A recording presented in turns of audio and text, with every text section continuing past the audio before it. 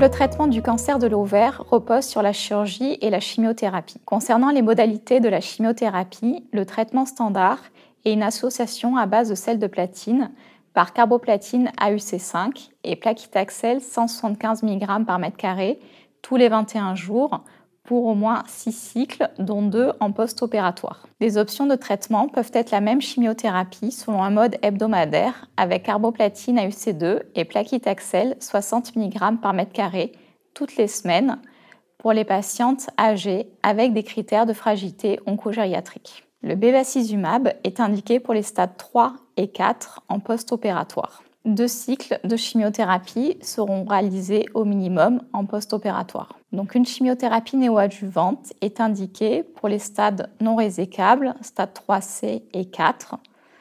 3 à 4 cycles seront réalisés avant d'envisager une chirurgie d'intervalle. Si une chirurgie d'intervalle est retardée au-delà de 3 cycles, il faudra réaliser au minimum 2 cycles en post-opératoire. En option, une chimiothérapie intrapéritonéale avec du cisplatine selon le protocole OVIC-PEC peut être proposée.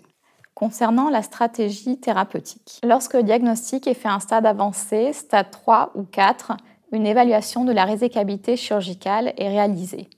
Si une chirurgie est possible d'emblée, celle-ci sera réalisée. Elle sera le plus souvent suivie de 6 cycles de carplatine Taxol, sauf en cas de non-indication de chimiothérapie.